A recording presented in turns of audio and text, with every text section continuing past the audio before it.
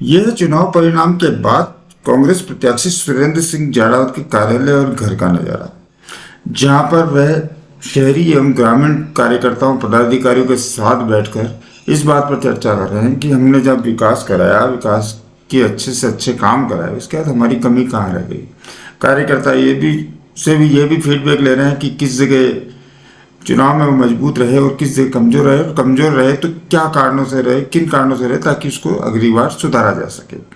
इन सब चर्चाओं के बीच जब हम जाड़ावत के पास पहुंचे तो वो निश्चित तौर से कार्यकर्ताओं से इसी मंथन में लगे हुए थे कि किस जगह पर हमसे चूक हुई है और किस जगह चूक के कारण हम हारे हैं। हमने इसके बाद जाड़ावत से विकास के बारे में बात की और अन्य मुद्दों पर भी बात की। उस बात के अंश आपके साथ।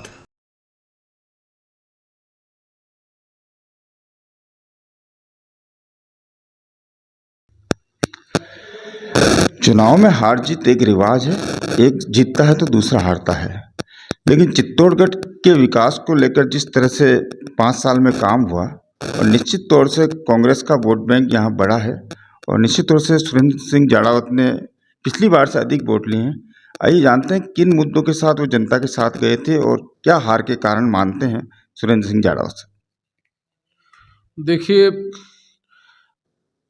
विकास और योजनाएं जो गहलोत साहब ने दी है चित्तौड़ को, मैं चुनाव हार गया उसके बावजूद भी जो मैंने मांगा चित्तौड़ शहर गांव के लिए, शहर के लिए, अपने विधानसभा के लिए, उन्होंने भरपूर दिया, कोई कमी नहीं रखी। चंबल जैसा प्रोजेक्ट जो असंभव था वो भी उन्होंने आचार संहिता के पहले प्रशासनिक, वित्तीय और वर्क ऑर्डर तक सब जारी हो गया। और एक जो मैं वादा कर रहा था जनता से कि हार्ट के और कैंसर केयर इनके सबके वजह, तो वो हॉस्पिटल भी उन्होंने 100 बेड का अलग भी क्रिटिकल केयर हॉस्पिटल और मंजूर कर दिया उन्होंने। अपने जैसे ही रिजल्ट के 5 दिन पहले ही, 5-7 दिन पहले ही उन्होंने स्वीकृति निकाल दी, जिसमें चित्तौड़ भी शामिल था। आज स्टेटमेंट भी आ गया मेडिकल कॉलेज के प्रिंसिपल का। तो निश्चित रूप से जो मुख्यमंत्री जी की बड़ी बड़ी योजनाएं चित्तौड़ के लिए, जो आज तक के इतिहास में किसी ने कल्पना ही नहीं की थी, कोई कल्पना ही नहीं कर सकता चंबल का पानी मैं सारे गांवों के लिए, शहर के लिए ले आऊँगा, वो उन्होंने दे दिया। मेडिकल कॉलेज जैसे मतलब असंख्य काम, शिक्षा के, ऊर्जा के, सिंचाई के, चिकित्सा के, सड़कों का इंफ्रास्ट्रक्चर, हमने 25-25 जहाँ भील समाज के घर हैं वहाँ तक भी हमने सड़क पहुँचा दी है। तो कहने का अर्थ है कि कोई कमी वो नहीं रखी, योजनाओं में कोई कमी नहीं रखी, और कार्यकर्ताओं ने इस बार जी जान से, इतिहास का मैंने ऐसा उनकी लगन और उनकी मेहनत अभी तक मैंने पिछले कई चुनावों में नहीं देखी जो इस बार मैंने देखी है। उन सब कार्यकर्ताओं का बहुत बहुत आभार व्यक्त करते हैं। चुनाव में जीत हार एक अलग विषय है, और भारतीय जनता पार्टी से जो उम्मीदवार आए वो जमानत से भी 16,000 कम ले पाए। 35,000 पे जमानत होती, 19,000 पे आकर के रुक गए, और वो ज़्यादा वोट ले लेते और शहर में हमारा माइनस ज़्यादा हुआ, न जाने क्यों। अब मार्बल मंडी के मैंने ऐतिहासिक काम करवाए जो उनका कोई नहीं करा सकता। उनकी जो सड़कें टूटी फूटी थी पिछली बार पूरी कंप्लीट कराई, अभी जो बाकी थी वो भी 18 से 23 में हो गया। उनके व्यक्तिगत फैक्ट्रियों के जो काम थे उनके इंडस्ट्रियलिस्ट के, वो मार्बल वालों के सारे मैंने मुख्यमंत्री जी को निवेदन करके, वित्त प्रमुख शासन सचिव वित्त जो थे अखिल अरोड़ा साहब, उनको कह करके सारी पेचीदगियां दूर कराई, जितनी राहत दे सके उनको भी दी है। चित्तौड़ शहर की आवश्यकता थी सैटेलाइट हॉस्पिटल, वो हमने शुरू करा दिया। चंदेरिया की आवश्यकता थी सामुदायिक स्वास्थ्य अपने चिकित्सा केंद्र, वो हमने करवा दिया। स्कूलें करवा दी, कॉलेज सारे करवा दिए, मतलब किसी क्षेत्र में कोई कमी नहीं रही। अब आप देखो बस्सी जैसा, जहाँ मैंने उपजिला चिकित्सालय स्वीकृत कराया, जहाँ 2 कॉलेज दे दिए, वहाँ तहसील बना दी, वहाँ अपने 200 वोटों की हार समझ से परे है कि जनता आखिर में क्या चाहती है, किस मुद्दों पे क्यों गई। योजनाओं में कोई कमी नहीं। आज मुख्यमंत्री जी ने एक एक परिवार को 5 से 7 हज़ार रुपये का अपने फ़ायदा दिया है, और वो योजना का फ़ायदा भी अगर नहीं समझ रही जनता तो उसका तो मेरे पास कोई उपाय नहीं।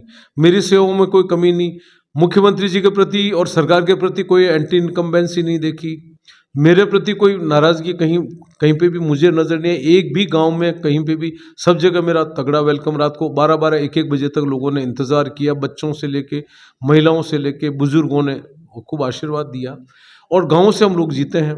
पर जहाँ बहुत ज़्यादा अच्छी उम्मीद थी वहाँ हम इतने बढ़ नहीं पाए, और जहाँ हमें उम्मीद नहीं थी के हम लोग जीत पाएंगे वहाँ हम बहुत अच्छे वोटों से जीते।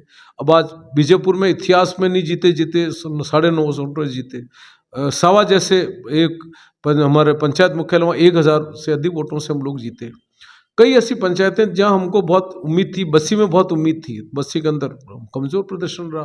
गोसुंडा बेल्ट में जहाँ गोसुंडा में कॉलेज खुला है वहाँ बहुत अधिक उम्मीद थी, वहाँ इतना नहीं निकाल पाए।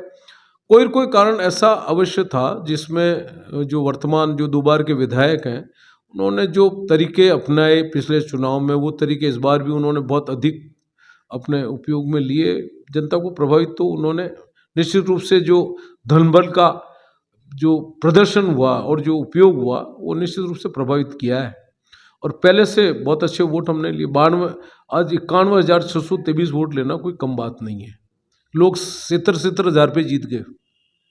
लोगों की सहानुभूति है चुनाव के रिजल्ट के बाद, चुनाव के जब काउंटिंग हो, अपने जिस दिन पोलिंग हुई उस दिन के बाद 4 दिन 5 दिन तक जो भीड़ उमड़ी है, लगभग मैं कह सकता हूँ कि सुबह से शाम तक लोग खूब हज़ारों की संख्या में आए। अभी भी चुनाव हारने के बाद भी आप देख रहे हो कि लगातार लोग आ रहे हैं, मिल रहे हैं।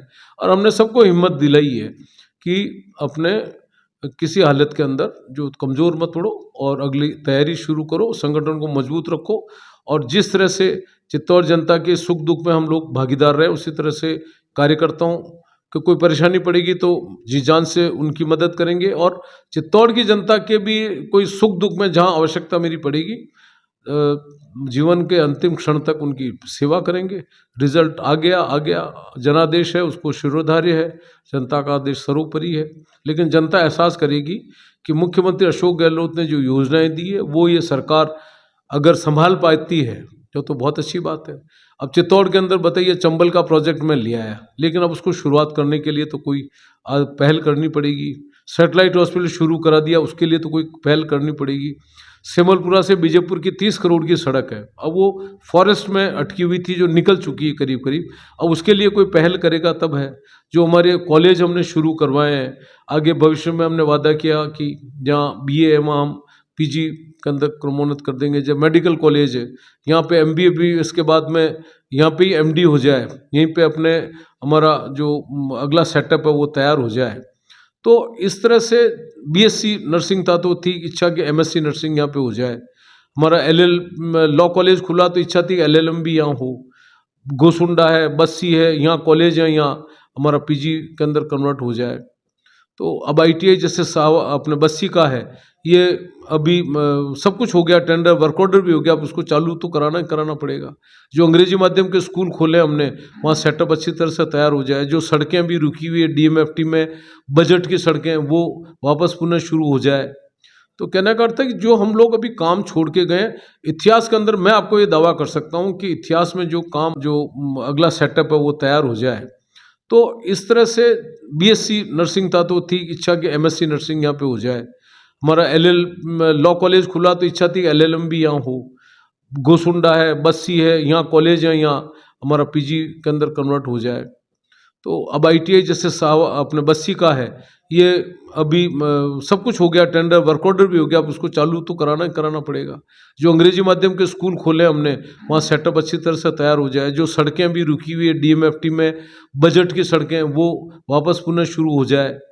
तो कहने का अर्थ है कि जो हम लोग अभी काम छोड़ के गए, इतिहास के अंदर मैं आपको ये दावा कर सकता हूँ कि इतिहास में जो काम अब तक चित्तौड़ विधानसभा में नहीं हुए, वो हमने 18 से 23 में मुख्यमंत्री जी से निवेदन करके हर क्षेत्र के अंदर करवाया है।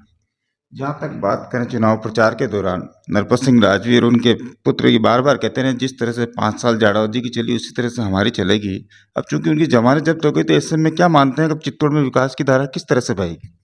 देखिए, अब ये तो उनको देखना है, लेकिन ये बात ज़रूर उन्होंने, मैंने भी उनके स्पीच में कई वीडियो मैंने भी सुना है कि मैं जो है चुनाव हार भी गया तो भी मैं, और ये चुनाव वो जीतेंगे तो उनकी चलेगी और मैं हार भी गया तो मेरी ही चलेगी, ये उन्होंने दावा किया है।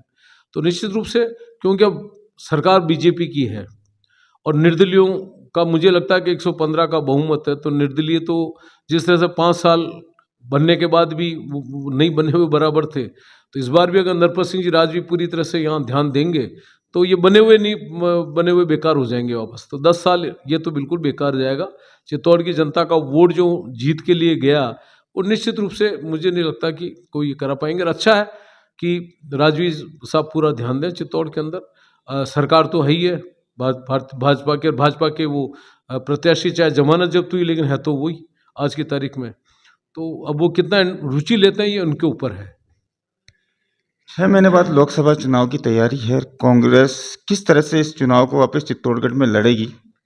देखिए, अभी आज विधायक दल की बैठक है, थोड़े समय बाद सारी चीज़ें साफ होगी, महीना 2 महीना, और जो लोकसभा की तैयारी भी हमारी अच्छी होगी। आगे आने वाले पंचायत राज है, नगर परिषद के चुनाव है, उन सब में भी हम लोग बेहतर प्रदर्शन करेंगे। और आप ये मान करके चलना कि मुख्यमंत्री अशोक गहलोत साहब ने जो योजनाएं दी है, उन पे 42,000 करोड़ रुपया खर्च कर रही थी राजस्थान की सरकार। चाहे वो चिरंजीवी योजना हो, चाहे किसानों का बिजली का बिल माफ़ हो, चाहे अपने घर की बिजली हो, चाहे राशन हो, चाहे पेंशन हो, चाहे अपने पशुओं के 40-40 हज़ार के बीमे हों, चाहे अपने इंदिरा रसोई हो, चाहे आपका 125 दिन का जो गारंटी रोजगार योजना, ये संभाल पाएंगे क्योंकि ये तो पहले ही कह रहे थे इनकी मानसिकता की रेवड़ियाँ हैं। तो जब जो इनके नेताओं की मानसिकता ये है, तो मुझे नहीं लगता कि ये, लेकिन आप ये मान के चलना इसका इम्पैक्ट आएगा 2028 में। और तब तक परिसीमन भी चित्तौड़ विधानसभा का एक्सपेक्टेड है कि पूरे राजस्थान के अंदर, पूरे देश में परिसीमन होगा। और उस वक्त क्या सीन बनेगा विधानसभा का, क्या नहीं बनेगा, वो एक अलग चीज़ है। लेकिन ये जरूर है कि चित्तौड़ के अंदर हम 5 साल, जनता ने मुझे जो जनादेश दिया है उसके अनुसार उनकी सेवा में कोई कमी नहीं रखेंगे। और नई पीढ़ी हम तैयार कर देंगे ताकि आने वाला भविष्य जो नई पीढ़ी का है, और नया नेतृत्व हम लोग तैयार करेंगे सब मिलजुल करके। लोकसभा चुनाव को लेकर कांग्रेस संगठन किस दिशा में जाएगा और क्या स्थानीय उम्मीदवार को इस बार मौका मिलेगा?